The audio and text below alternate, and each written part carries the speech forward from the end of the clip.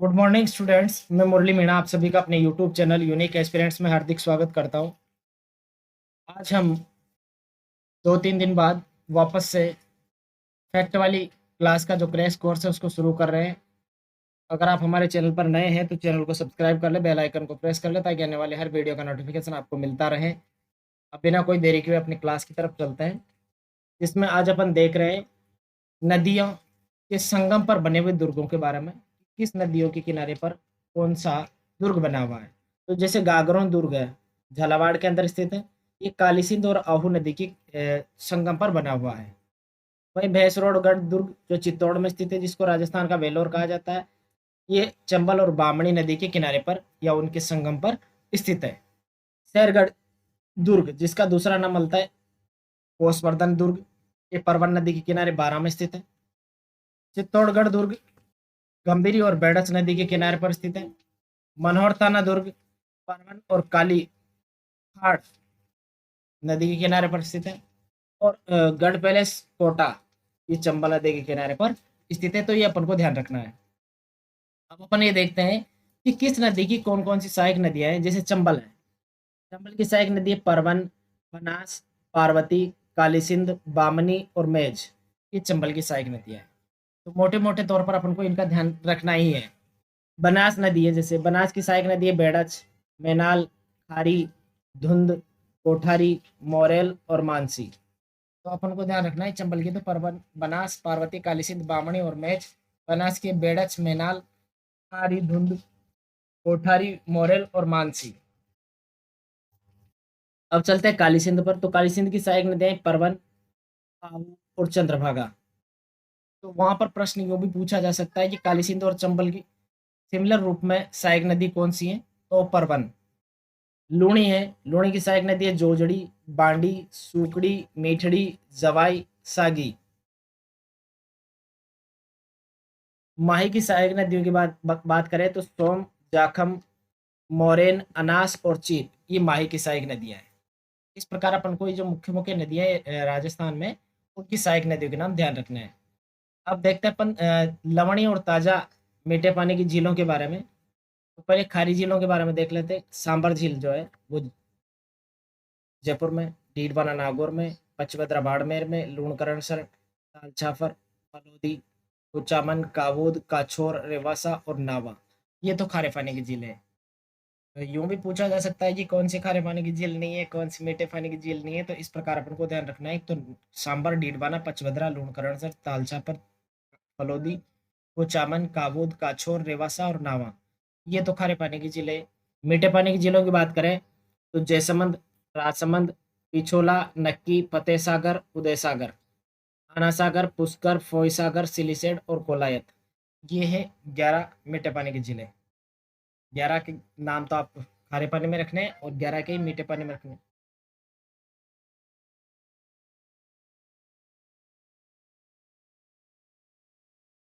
अब राज्य में त्रिवेणी संगम के बारे में देखते हैं। त्रिवेणी संगम कहाँ कहाँ पर स्थित है। बाणेश्वर धाम, डूंगरपुर, यहाँ पर है माई बनास, सोम माई जाखम, इन तीनों का संगम स्थल है। बाणेश्वर डूंगरपुर जो है आदिवासियों का कुंभ कहलाता है। ये अपन को ध्यान रखना है। रामेश्वरम घाट, ये सवाई माधोपुर में, यहाँ पर चंबल बनास सीप का संगम स्थल मिलता है। चंबल बनास सीप का तो रामेश्वर सवाई माधोपुर में। बीगोत भीलवाड़ा के अंदर मिलता है बनास बेड़च मैनाल का। बीगोत भीलवाड़ा में बनास बेड़च और मैनाल। राजमहल टोंक में मिलता है बनास डाई खारी। तो अपने चारों संगम ध्यान रखेंगे। बेड़ेश्वर में सोम माई जाखम, रामेश्वर में चंबल बनास सीप, बीगोत में बनास बेड़च मैनाल, राजमहल में बनास डाई खारी। इस प्रकार इन चारों संगमों का अपन को त्रिवेणी संगमों का ध्यान रखना है। अब कुछ पर्वत हैं जिनके बारे में जानकारी करते हैं। जैसे भौमट, ये इसकी स्थिति मिलती है उदयपुर के अंदर। जयसमंद झील के पास डूंगरपुर, पूर्वी सिरोही और उदयपुर का जो पर्वतीय क्षेत्र है जयसमंद झील के आसपास, उसको भौमट के नाम से जानते हैं। मगरा, मगरा उदयपुर में मिलता है, इसका विस्तार भी उदयपुर में ही है। नाकोड़ा, ये बाड़मेर में, सिवाना बाड़मेर से में गोलाकार जो पहाड़ियाँ है उनका दूसरा नाम छप्पन की पहाड़ियाँ भी मिलता है। ये नाकोड़ा बाड़मेर में, ये ध्यान रखना है। भाकर की बात करें तो भाकर सिरोही में। पूर्वी सिरोही में अरावली की तीव्र ढाल वाली उबड़ खाबड़ पहाड़ियों को भाकर के नाम से अपन जानते हैं। अब सिरोही जो है, सिरोही में जैन मंदिर के लिए प्रसिद्ध है। रॉक और नन रॉक इसी में है, ये अपन को ध्यान रखना है। मालानी जालोर, मालानी जालोर में जालोर बालोतरा के मध्य की जो लूड़ी बेसिन है उसको मालानी के नाम से जानते हैं। सुंडा जालोर, ये भीनमाल जालोर में सुंडा माता मंदिर में 2008 में राज्य का पहला रोपवे बनाया गया था, ये भी अपन को ध्यान रखना है। दोहरा जालोर, ये जसवंतपुरा जालोर में स्थित है। मुकुंदरा कोटा, ये पहाड़ियाँ राजस्थान में विंध्यन पर्वत श्रृंखला का विस्तार मानी जाती है। आंडावाला, ये बूंदी में है। बरवाड़ा जयपुर में है। भानगढ़ अलवर में। रोजा भाकर, इसराना भाकर, झारोल, ये जसवंतपुरा झालोर में स्थित है। इस प्रकार कुछ पर्वत है, उनकी स्थिति के बारे में अपन को ध्यान रखना है। अब चलते हैं अपन पर्वत चोटियों की तरफ। इस पर्वत चोटी की ऊंचाई कितनी है और कहाँ पर स्थित है, क्योंकि ये प्रश्न हर बार परीक्षा में पूछा जाता है। इसको अलग ही अंदाज में पूछने लग गए अब, क्योंकि अब सभी ध्यान रखते हैं ऊपर वाली का, तो उसको नीचे से उठाकर पूछने लग गए, तो ये अपन को ध्यान रखना है। गुरु शिखर की ऊंचाई 1722 मीटर है और सिरोही में स्थित है, जिसको संतों का शिखर भी कहा जाता है। शेर, ये 1597 मीटर है, ये भी सिरोही में स्थित है। जरगा 1431 मीटर है, उदयपुर में स्थित है। तो गुरु शिखर सिरोही, शेर सिरोही, जरगा उदयपुर 1431। अचलगढ़ 1380 है, सिरोही में स्थित है। रघुनाथगढ़ 1055 मीटर, ये सीकर में स्थित है। उदयपुर सज्जनगढ़, उदयपुर में सज्जनगढ़ है जो 944 मीटर है। अलवर में 920 मीटर है। तारागढ़ 873 मीटर है, अजमेर में स्थित है। बहराज 793 मीटर है, अलवर में स्थित है। बाबई 773 मीटर है, झुंझुनू में स्थित है बाबई। बैराट 704 मीटर है, जयपुर में स्थित है। जयगढ़ और नाहरगढ़, ये भी जयपुर में स्थित है। तो इस प्रकार अपन को इनका अवस्थिति वाले जिले तो लगभग ध्यान रह जाते हैं, लेकिन इनकी हाइट में थोड़ी प्रॉब्लम रहती है, तो इसको हाइट को भी अपन को ध्यान में रखना है, ताकि हाइट से रिलेटेड कोई भी क्वेश्चन जो है किसी भी क्रम में पूछे अपन को उसका आंसर आ जाए। अब कुछ पहाड़ियों की तरफ चलते हैं। मुकुंदरा पहाड़ियाँ, ये मुकुंदरा पहाड़ियाँ कोटा में स्थित है। कोटा और झालरापाटन के बीच स्थित इन पहाड़ियों का ढाल दक्षिण से उत्तर की ओर होने के कारण चंबल इस क्षेत्र में दक्षिण से उत्तर की ओर बढ़ती है। मुकुंदरा पहाड़ियों में ये पहाड़ियाँ राजस्थान में विंध्यन पर्वत श्रृंखला का विस्तार मानी जाती है, ये अपन को ध्यान। अगली पहाड़ी है मालखेत की पहाड़ियाँ। मालखेत की पहाड़ियाँ सीकर में स्थित है। सीकर जिले में पहाड़ियों का स्थानीय नाम है मालखेत की पहाड़ी। अब हर्ष की पहाड़ियों की बात करें तो हर्ष की पहाड़ी भी सीकर में स्थित है। सीकर जिले में स्थित इस पहाड़ी पर हर्ष भैरव और जीर्ण माता का मंदिर मिलता है, ये अपन को ध्यान रखना है। गिरवा पहाड़ियाँ, गिरवा पहाड़ियाँ उदयपुर में स्थित है। उदयपुर जिले में तस्तरी नुमा पहाड़ियाँ जो है उनकी जो श्रृंखला है उसको गिरवा के नाम से अपन जानते हैं। मेरवाड़ा की पहाड़ियों की बात करें तो अजमेर में स्थित है। अरावली पर्वत माला में अजमेर के टाटगढ़ पहाड़ियों जो मारवाड़ के मैदान को मेवाड़ के उच्च पठार से अलग करती है, उनको मेरवाड़ा की पहाड़ियों के नाम से जानते हैं। अगला है नाग पहाड़, ये अजमेर में स्थित है। नाग पहाड़ अजमेर में लूणी नदी नाग पहाड़ से ही निकलती है, ये भी अपन को ध्यान रखना। अब देखते हैं अपन छप्पन की पहाड़ियाँ। छप्पन की पहाड़ियाँ बाड़मेर में स्थित है। बाड़मेर में सिवाना पर्वत क्षेत्र में स्थित गोलाकार पहाड़ी है, इन्हें नाकोड़ा पर्वत भी कहा जाता है। त्रिकुट पहाड़ी, ये जैसलमेर में स्थित है। स्वर्णगिरी जैसलमेर का जो दुर्ग है वो इसी पहाड़ी पर स्थित है। ग्रेट बाउंड्री फोल्ड, ये आरएस में पूछा गया क्वेश्चन है। भारत सीमांत ब्रस्त दक्षिण पूर्वी राजस्थान में फैला हुआ है, ये अपन को ध्यान रखना है। चिड़िया टूंक पहाड़ी, ये जोधपुर में स्थित है। जोधपुर का मेहरानगढ़ किला इसी पहाड़ी पर बना हुआ है। उदयनाथ और बहराज पहाड़ियाँ ये अलवर में स्थित है। उदयनाथ पहाड़ी से रूपारेल नदी निकलती है, ये अपन को ध्यान रखना। जसवंतपुरा की पहाड़ियाँ, जसवंतपुरा की पहाड़ियाँ जालौर में स्थित है। आबू पर के पश्चिम में जालौर तक विस्तृत इन पहाड़ियों की मुख्य चोटी डोरा पर्वत है, जसवंतपुरा पहाड़ियों की। रोजा भाकर, इसराना भाकर और झारोला पहाड़ इन्हीं पहाड़ियों से में स्थित है, ये ध्यान रखना है। बीजासण पहाड़ी, ये भीलवाड़ा में स्थित है, भीलवाड़ा की मांडलगढ़ कस्बे के अंदर। अब पठारों पर चलते हैं, तो जैसे मैसा का पठार, मैसा का पठार जो है इसकी ऊंचाई 620 मीटर है। ये तोड़गढ़ का किला इसी पठार पर स्थित है, ये ध्यान रखना है। उड़िया पठार, ये राजस्थान का सबसे ऊंचा पठार है। गुरु शिखर से नीचे स्थित है और आबू पर्वत से भी ये ऊंचा माना जाता है, ये ध्यान रखना है। भोराट का पठार, ये राजस्थान का दूसरा सबसे ऊंचा पठार है। उदयपुर के उत्तर पश्चिम में गोगुंदा और कुंभलगढ़ के बीच में भोराट के नाम से इसको जाना जाता है। तीसरी सर्वोच्च चोटी जो जरगा है 1431 मीटर इसी पठार पर स्थित है, ये अपन को ध्यान रखना है। लसाड़िया पठार, ये उदयपुर में जयसमंद के पूर्व में भूमठ पर्वत के पास विच्छेदित एवं कटाफटा पठार है। लसाड़िया गोविंद गिरी द्वारा भील लसाड़िया के लिए जो फेमस माने गए हैं, गोविंद गिरी जो भीलों में एकता के लिए जाने जाते हैं, समाज सुधार के लिए जाने जाते हैं। ऊपरमाल का पठार ये चित्तौड़गढ़ में भैंसरोडगढ़ से भीलवाड़ा के बिजोलिया के बीच का जो एरिया है उसको ऊपरमाल पठार के नाम से जानते हैं। हाड़ौती पठार की बात करें तो कोटा बूंदी बारा झालावाड़ का पठारी क्षेत्र जो है वो हाड़ौती पठार के नाम से जाना जाता है। वही अब चलते हैं अपन मैदानों के बारे में जानकारी करते हैं। प्रमुख मैदान कौन कौन से हैं? तो 56 का मैदान, ये डूंगरपुर बांसवाड़ा प्रतापगढ़ में माई बेसिन के 56 गांव और नदी नालों के समूह को 56 का मैदान कहते हैं। पीडमांट का मैदान अरावली में देवगढ़ के समीप टीलेनुमा पहाड़ियों का जो क्षेत्र है उसका जो समूह है उसको पीडमांट के मैदान के नाम जाना जाता है। अब राजस्थान का अपवाह क्षेत्र देखते हैं। अ, इसके अंदर अपन नदी मुख्य रूप से चंबल, बनास, पार्वती, काली सिंध, बामणी और मेज इनके बारे में देखेंगे। इनकी कौन कौन सा उद्गम स्थल है, सहायक नदियाँ कौन सी है और अन्य नाम क्या क्या इनके फेमस हैं ये देखते हैं। चंबल नदी ये जनापाव पहाड़ी विंध्याचल पर्वत महू जिले मध्य प्रदेश से निकलती है। इसकी सहायक नदी की बात करें तो परवन, बनास, पार्वती, काली सिंध, बामणी और मेज ये इसकी मुख्य सहायक नदियाँ मानी जाती है। इसका अन्य नाम चरमर्णवती और कामधेनु माना गया है। इसकी कुल लंबाई 1051 किलोमीटर है। इस लंबाई में से 322 किलोमीटर जो है राजस्थान में इसकी लंबाई मानी गई है। बनास, बनास की जो है कुंभलगढ़ के पास अरावली की खमनोर पहाड़ियों से निकलती है। पैड़च, मेनाल, खारी, धुंध, कोठारी, मोरेल और मानसी ये इसकी सहायक नदियाँ है। अन्य नामों की बात करें तो बनकी, वर्णासा, वशिष्ठी नदी इसकी अन्य नाम है। त्रिवेणी संगम जो है बनास, बेड़च, मेनाल ये इस पर बनास नदी के सहायक नदियों के द्वारा बना हुआ है। मतलब इन 3 नदियों के संगम से बना हुआ है बनास, बेड़च, मेनाल। काली सिंध जो है ये देवास के निकट बागली गांव विंध्याचल पर्वत से निकलती है। परवन, आहू, चंद्रभागा और निवाज इसकी सहायक नदियां हैं। काली सिंध और आहू के संगम पर घाघरोन का दुर्ग बना हुआ है। पार्वती नदी ये सीहोर क्षेत्र विंध्याचल पर्वत से निकलती है। 12 में छतरपुर गांव के समीप राजस्थान में प्रवेश करती है। पार्वती परियोजना धौलपुर में स्थित है। बामणी ये हरिपुर चित्तौड़गढ़ के से निकलती है और चंबल और बामणी के संगम पर भैंसरोडगढ़ दुर्ग स्थित है। मैज ये भीलवाड़ा की मुख्य सहायक नदी है, वहां से निकलती है भीलवाड़ा से और बूंदी में चंबल में मिल जाती है। अब ये देखते हैं कि अरब सागर में जल ले जाने वाली नदियां कौन कौन सी है। तो लूणी, साबरमती, माई, सोम, जाखम इनका नाम ध्यान रखना है। लूणी, साबरमती, माई, सोम, जाखम। तो लूणी नदी जो है नागपाड़ अजमेर से निकलती है। जोजड़ी, बांडी, सूगड़ी, मीठड़ी, जवाई, खारी और जवाई जिसका दूसरा नाम खारी मिलता है, सागी ये इसकी सहायक नदियां हैं। जोधपुर, पाली, बाड़मेर, जालोर ये मारवाड़ की गंगा के नाम से इनको जाना जाता है और ये कच्छ के रण में विलुप्त हो जाती है। जोधपुर, पाली, बाड़मेर, जालोर में इसको मारवाड़ की गंगा के नाम से जाने जाते हैं। माही ये महू पहाड़ी मध्य प्रदेश से निकलती है।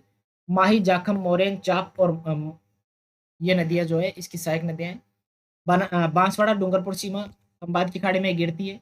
त्रिवेणी संगम जो है माई, जाखम डूंगरपुर के अंदर बनता है।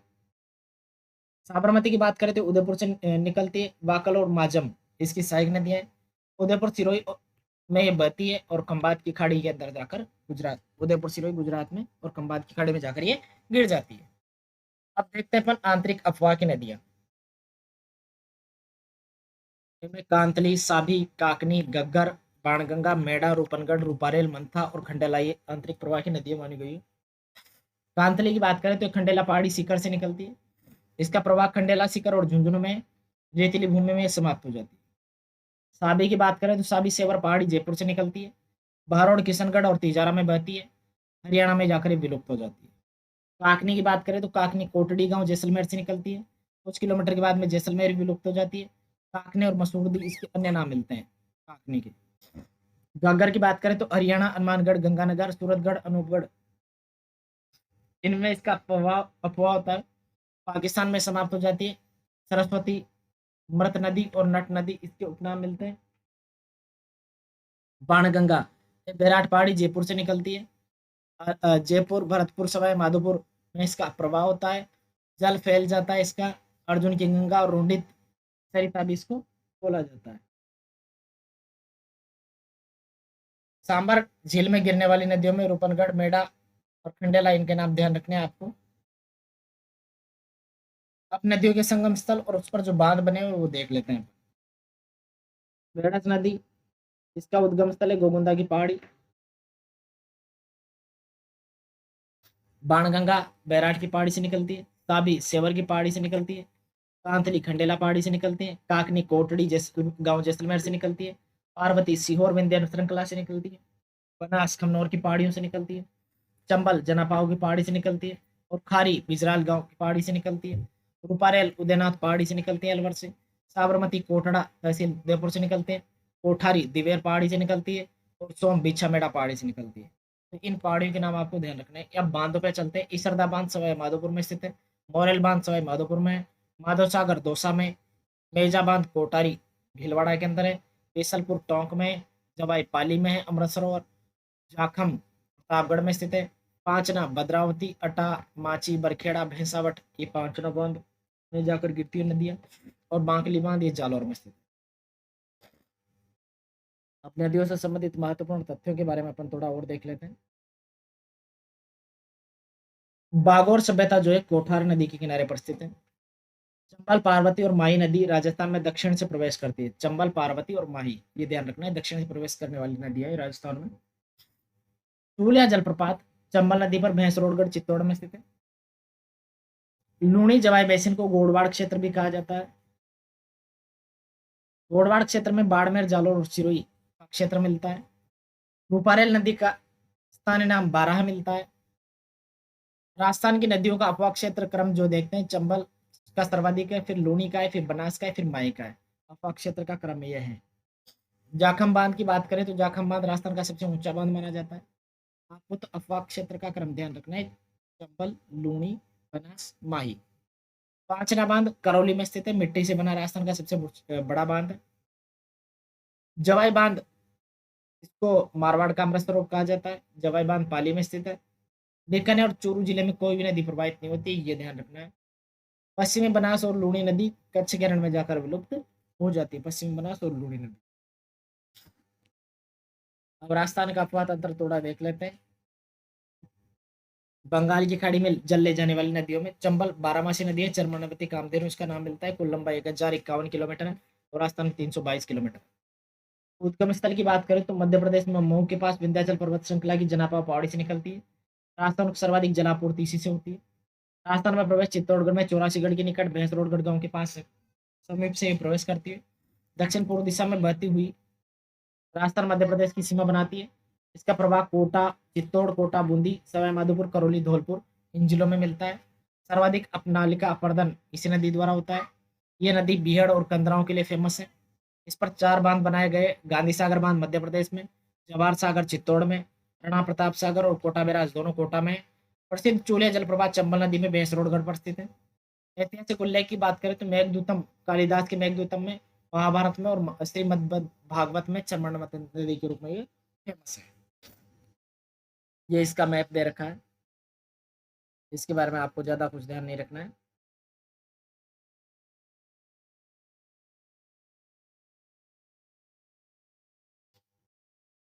ये गांधी सागर बांध चंबल नदी मध्य प्रदेश। राणा प्रताप सागर चंबल नदी राउतपाटा। जवाहर सागर बांध चंबल नदी कोटा।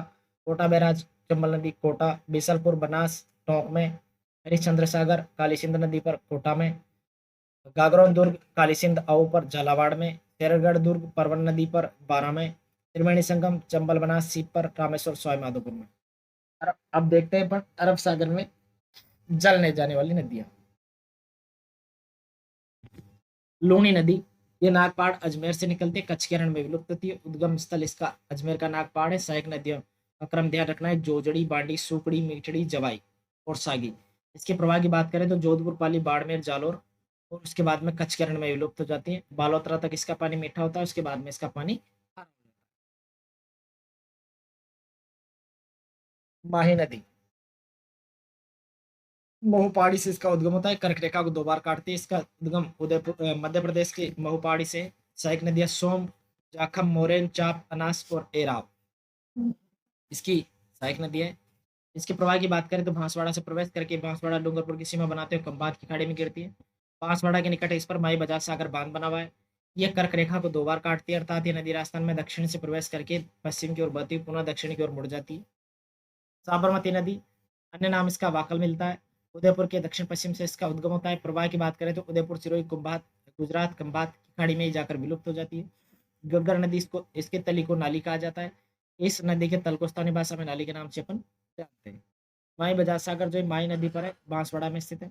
कडाना बांध माही नदी पर है, पंचमहाल गुजरात में है। सोम कागदर बांध सोम नदी पर है, उदयपुर में। सोम कमला अंबा सोम नदी पर डूंगरपुर में। त्रिवेणी संगम सोम माई जाखम ये डूंगरपुर में। जाखम बांध जाखम नदी पर प्रतापगढ़ में। ये अपन को ध्यान रखना है। बनास के बारे में देखते हैं।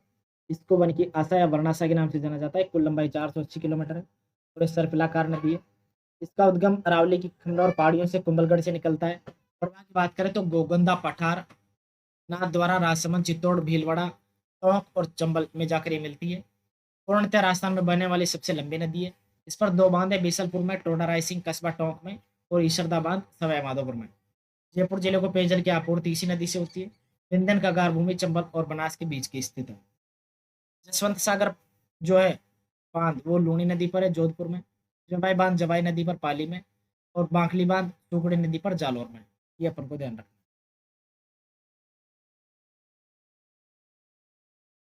पार्वती नदी ये सीहोर क्षेत्र में इसका उद्गम होता है। पालिया गांव में, चंबल में जाकर मिलती है। उद्गम की बात करें तो मध्य प्रदेश में विंध्याचल पर्वत का सीहोर क्षेत्र इसका उद्गम स्थल माना जाता है पार्वती का। राजस्थान में प्रवेश की बात करें तो 12 में छतरपुर गांव के समीप से प्रवेश करती है। समाप्ति की बात करें तो कोटा सवाई माधोपुर सीमा के पास पालिया गांव में चंबल नदी में मिल जाती है। पार्वती जल विद्युत परियोजना धौलपुर में स्थित है। काली सिंध की बात करें तो देवास में इसका उद्गम होता है। गागरोन दुर्ग में जाकर ये मिलती है। गागरोन दुर्ग इसी नदी के किनारे पर स्थित है, यूं मान के चले। उद्गम मध्य प्रदेश में देवास के पास बागली गांव में। सहायक नदी परवन और आहू है। प्रवाह की बात करें तो झालावाड़, बारां, नौनेरा के पास चंबल में मिल जाती है। काली सिंध और आहू के संगम पर गागरोन का दुर्ग स्थित है और कोटा में चंबल नदी में मिल जाती है। अब कुछ लवणी झीलों के बारे में देखते हैं, कुछ मीठे पानी की झीलों के बारे में देखते हैं कहाँ पर स्थित। सांबर झील ये जयपुर नागौर की सीमा पर स्थित है। डीडवाना नागौर में, पचभद्रा बाड़मेर में, लुणकरणसर बीकानेर, फलोदी जोधपुर, कुचामन और नावा नागौर, कावोद जैसलमेर, काछोर नेवासा सीकर, तालछापर चूरू। ये तो एक खारे पानी की झील है। मीठे पानी की बात करें तो राजसमंद काकरोली राजसमंद में, जयसमंद उदयपुर में, पिछोला उदयपुर में, फतेह सागर उदयपुर सौर वेधशाला में, उदय सागर उदयपुर में, नक्की झील माउंट आबू सिरोही में, आना सागर अजमेर में, पुष्कर अजमेर में, कोई सागर अजमेर में, सिलीसेड अलवर में, कोलायत बीकानेर कपिल मुनि की तपोभूमि के नाम से जाना जाता है, नवलखा बूंदी, गेप सागर या गेप सागर डूंगरपुर, कलता और रामगढ़ जयपुर, बालसमंद जोधपुर, केलाना जोधपुर, तालाबसाई धौलपुर। ये जो झील है इनके बारे में आपको ध्यान रखना है। नवलखा झील बूंदी में स्थित है। ये थोड़ा ध्यान रखना, नवलखा झील बूंदी में, नौलखा महल उदयपुर में, नौलखा बुर्ज चित्तौड़गढ़ में, नौलखा बावड़ी डूंगरपुर में, क्योंकि इस जगह पर मिस्टेक कर सकता है आदमी। झील तो बूंदी में, नौलखा झील बूंदी, नौलखा महल उदयपुर, नौलखा बुर्ज चित्तौड़, नौलखा बावड़ी डूंगरपुर। मीठे पानी की झील है, मुख्यतः मेवाड़ क्षेत्र में। इनके जल का उपयोग सिंचाई और पेयजल के लिए किया जाता है। अब कुछ झीलों के नाम दे रखे हैं इसमें, आपके थ्रू भी आप उसको ध्यान रख सकते हैं। तालचापर चूरू, रेवासा सीकर, सांबर जयपुर, अलवर सिरसैट। इसके अलावा जयसमंद फतेह सागर पिछोला उदयपुर ये उदयपुर में, नक्की सिरोही में, राजसमंद में स्थित है। पचभद्रा बाड़मेर में, कावोद पोखरण जैसलमेर, फलोदी और बाप जोधपुर में, लूणकरणसर और कोलायत बीकानेर में, कायलाना बालसमंद जोधपुर में। इस प्रकार खारे और मीठे पानी की झीलें जो ध्यान रखनी है। सांबर झील की बात करते हैं अपन। सांबर झील जो है जयपुर के सीमा में से 60 किलोमीटर पश्चिम में जयपुर नागौर सीमा पर स्थित है। भारत की दूसरी सबसे बड़ी खारे पानी की झील है। इस झील से के पानी से भारत का लगभग 60% नमक उत्पादन किया जाता है। ये एक रामसर आर्द्रभूमि या नम भूमि जिसको वेटलैंड कहा जाता है। और एक और दूसरी जो राजस्थान में नम भूमि मानी जाती है वेटलैंड, वो आर्द्रभूमि जो है केवलादेव उद्यान है। इस झील का क्षेत्रफल 150 वर्ग किलोमीटर क्षेत्र में माना गया है। अगली झील है जयसमंद। इसका निर्माण 1685 में महाराणा जयसिंह द्वारा उदयपुर में करवाया गया था, गोमती नदी पर बांध बनाकर। मीठे पानी की एशिया की सबसे बड़ी कृत्रिम झील है। इसे ढेबर झील भी कहा जाता है। ये राजस्थान की सबसे बड़ी कृत्रिम झील, एशिया की भी सबसे बड़ी कृत्रिम झील है और राजस्थान की सबसे बड़ी कृषि ये मानी गई। राजस्थान में आर्द्रभूमि की बात करें वेटलैंड की, आर्द्रभूमि पर रामसर कन्वेंशन 1971 का आयोजन ईरान में 2 फरवरी 1971 को हुआ था। इस सूची में राजस्थान में 27 लिख रखा है, ये बढ़ गई अब। राजस्थान में केवल 2 आर्द्रभूमि शामिल है, सांभर और केवलादेव। ये अपन को ध्यान रखना है। राजसमंद झील, इसका इस संख्या को आप ध्यान नहीं रखना, इसको बता देंगे हम क्लियर करके, क्योंकि मैं इस पर श्योर नहीं हूँ, मेरे को लग रहा है ये बढ़ चुकी है। राजसमंद झील, इसका निर्माण 1662 में महाराणा राज सिंह द्वारा कांकरोली में करवाया गया था। इसके किनारे पर सुंदर घाट और 9 चौकी स्थित है, जहाँ संगमरमर के शिलालेखों पर मेवाड़ का इतिहास संस्कृत भाषा में लिखा हुआ मिलता है। पिछोला झील की बात करें तो पिछोला झील उदयपुर के पश्चिम में पर्यटन की दृष्टि से महत्वपूर्ण झील है। इसका निर्माण महाराणा लाखा के काल में एक बंजारे के द्वारा करवाया गया था। इस झील के टापुओं पर जगमंदिर और जगनिवास 2 महल बने हुए हैं। फतेह सागर झील, ये उदयपुर में स्थित है। इसका निर्माण प्रारंभ में महाराणा जयसिंह के ने थूर के तालाब के साथ करवाया था। बाद में महाराणा फतेह सिंह ने इसका पुनर्निर्माण करवाया। पिछला झील से जुड़ी हुई है। इस बांध की नींव ड्यूक ऑफ कनौट द्वारा रखे जाने के कारण इसका नाम कनौट बांध भी मिलता है और इस पर सौर वेधशाला स्थित है और इसके बारे में आरएस में प्रश्न पूछा गया है सौर वेधशाला के बारे में। पहले उदय सागर झील, इसका निर्माण महाराणा उदय सिंह ने किया था। अयड नदी में इसमें गिरती है और इसके बाद अयड नदी का नाम बैडच हो जाता है। नक्की झील, ये सिरोही में माउंट आबू में स्थित है। ये राजस्थान की सबसे ऊंची झील है। आख्यान के अनुसार इसका निर्माण देवताओं द्वारा अपने नाखूनों से खोदकर किया गया था। कान्हा सागर झील अजमेर में स्थित है। निर्माण जो है पृथ्वीराज चौहान के दादा अर्णोराज ने करवाया था, जिसको अनाजी कहा जाता है। इस झील के किनारे पर सम्राट जहांगीर ने दौलत बाग बनवाया था और शाहजहां ने संगमरमर की 12 दरी का निर्माण करवाया था। जहांगीर ने तो दौलत बाग और शाहजहां ने संगमरमर की 12 दरी का निर्माण करवाया। पुष्कर झील, ये अजमेर के पुष्कर में स्थित है। धार्मिक दृष्टि और पर्यटन की दृष्टि से प्रसिद्ध है। इसके पास हिंदुओं का प्रसिद्ध तीर्थ स्थल ब्रह्मा जी का मंदिर है, ये भी ध्यान रखना है। कोई सागर झील, ये अजमेर में है। इस झील का निर्माण अंग्रेज इंजीनियर फोई ने करवाया था। अकाल रात परियोजना के तहत इसका निर्माण बांडी नदी पर पानी रोककर किया गया था। जालिपा कपूर्डी परियोजना लिग्नाइट कोयले पर आधारित है और निजी कंपनी द्वारा इसको स्थापित किया गया। अब राजस्थान की जलवायु के बारे में थोड़ा फैक्ट अपन ध्यान देते हैं। राजस्थान की जलवायु शुष्क से उप आर्द्र मानसूनी जलवायु है, जहाँ अरावली के पश्चिम में न्यून वर्षा होती है। अरावली के पश्चिम में तो उच्च दैनिक तापांतर देखने को मिलता है, सबसे ज्यादा दैनिक तापांतर, और उच्च वार्षिक तापांतर भी पश्चिमी क्षेत्र में मिलता है। निम्न आर्द्रता मिलेगी और तेज हवाओं से युक्त शुष्क जलवायु यहाँ पर मिलती है। वहीं अरावली के पूर्व में आर्द्र और उपाद्र प्रकार की जलवायु मिलती है। तो अरावली पर्वतमाला राजस्थान की जलवायु की दृष्टि से 2 भागों में बांटती है। अरावली के पश्चिम में 12 जिले ये शुष्क और अर्ध शुष्क में जाते हैं, तो अरावली के पूर्व के आर्द्र और अति आर्द्र में चलते हैं। ये अरावली क्षेत्र की जलवायु उप आर्द्र में मानी गई है। राजस्थान का अधिकांश भाग कर्क रेखा के उत्तर में उपोष्ण कटिबंध में स्थित है। राज्य का सबसे गर्म जिला चूरू है, जबकि राज्य का सबसे गर्म स्थल जोधपुर में स्थित फलोदी है। सबसे ठंडा स्थल सिरोही में माउंट आबू है, इसलिए माउंट आबू को राजस्थान का शिमला कहा जाता है। राजस्थान का गर्मियों में सर्वाधिक दैनिक तापांतर वाला जिला जैसलमेर में। राजस्थान में गर्मियों में सबसे ज्यादा धूल भरी आंधियां श्रीगंगानगर में चलती है, जो कि संवहनीय धाराओं की उत्पत्ति के कारण उत्पन्न होती है। राज्य में विशेषकर पश्चिमी राजस्थान में चलने वाली गर्म हवाओं को लू कहा जाता है। राजस्थान में गर्मियों में स्थानीय चक्रवात के कारण जो धूल भरे बवंडर उठते हैं उनको बबूलिया कहा जाता है। अरावली पर्वतमाला के मानसून के समानांतर होने के कारण राजस्थान में कम और अनियमित वर्षा होती है। राज्य का सबसे आर्द्र जिला झालावाड़ है और राज्य का सबसे आर्द्र स्थल माउंट आबू माना गया है। शीतकालीन वर्षा जिसको माउंट कहा जाता है, इसके लिए निम्न कारण है: पश्चिमी विक्षोभ या उत्तर पश्चिमी मानसून या भूमध्य सागरीय मानसून इसके मुख्य रीजन माने गए हैं। राजस्थान की जलवायु के बारे में थोड़ा देखते हैं। शुष्क जलवायु प्रदेश, यहाँ पर वर्षा जो है 0 से 20 सेंटीमीटर के बीच में होती है। तो यही तापमान जो है ये शुष्क जलवायु प्रदेश है, ये 1 नंबर वाला। यहाँ पर तापमान 34 से 48 डिग्री सेंटीग्रेड होता है। वनस्पति रहित क्षेत्र माना गया है या बहुत कम वनस्पति इसमें मानी जाती है। अर्ध शुष्क 20 से 40 सेंटीमीटर बारिश होती है। 30 से 36 सेंटीमीटर तापमान है। अर्ध मरुस्थलीय क्षेत्र वनस्पति के अंदर ढाक और केयर की ज्यादा प्रधानता देखने को मिलती है। उप आर्द्र, यहाँ से 60 से 40 सेंटीमीटर बारिश होती है। तापमान की बात करें तो 28 से 34 डिग्री सेंटीग्रेड तापमान रहता है। स्टेपी प्रकार की जलवायु तीसरे वाले क्षेत्र में मिलती है। आर्द्र, यहाँ पर 4 से 80 सेंटीमीटर बारिश होती है। 32 से 35 डिग्री सेंटीग्रेड तापमान मिलता है। अति आर्द्र 80 से 150 सेंटीमीटर बारिश होती है और 30 से 34 सेंटीग्रेड तापमान मिलता है। सवाना प्रकार की वनस्पति इसके अंदर देखने को मिलती है। ये मैप है, इसके द्वारा अपन समझ सकते हैं। 1 नंबर शुष्क में श्री गंगानगर, बीकानेर, जैसलमेर बड़ा क्षेत्र मिलता है। नंबर 2 के अंदर अर्धशुष्क में श्री गंगानगर का कुछ हिस्सा, हनुमानगढ़, चूरू, झुंझुनू, सीकर का कुछ हिस्सा, नागौर, जोधपुर, बाड़मेर, जालौर। ये पुराना मानचित्र है, उसके बेस पर बता रहा हूँ। उपाधि की बात करें तो जालौर का कुछ हिस्सा, सिरोही का कुछ हिस्सा, पाली, अजमेर, जयपुर, दौसा, अलवर। झुंझुनू का कुछ हिस्सा, सीकर का कुछ हिस्सा इसके अंदर आता है। आंध्र की बात करें तो सिरोही का कुछ हिस्सा, उदयपुर, राजसमंद, चित्तौड़गढ़, भीलवाड़ा, बूंदी, कोटा, टोंक, सवाई माधोपुर, करौली, धौलपुर, भरतपुर। इनका कुछ मैक्सिमम हिस्सा इसके अंदर आता है। अतियाद्र की बात करें तो डूंगरपुर, बांसवाड़ा, प्रतापगढ़, झालावाड़, बारां। इनका हिस्सा इसके अंदर आता है। तो आज की क्लास से रिलेटेड अगर आपको किसी प्रकार के डाउट हो तो मुझे मेरे नंबर पर मैसेज करके पूछ सकते हैं। मेरा नंबर है 9783457498। मैं उम्मीद करता हूँ कि आपको ये क्लास अपने क्विक रिवीजन में काफ़ी उपयोगी साबित हो रही है। और अगर आपने अभी तक इन क्लासों को नहीं देखा है तो आप इनको देख लें, ताकि आपकी जो आने वाले एग्जाम से 15-20 दिन बाद में, तो उनको आप अच्छे तरीके से हैंडल कर सकें। आज की क्लास के लिए जय हिंद।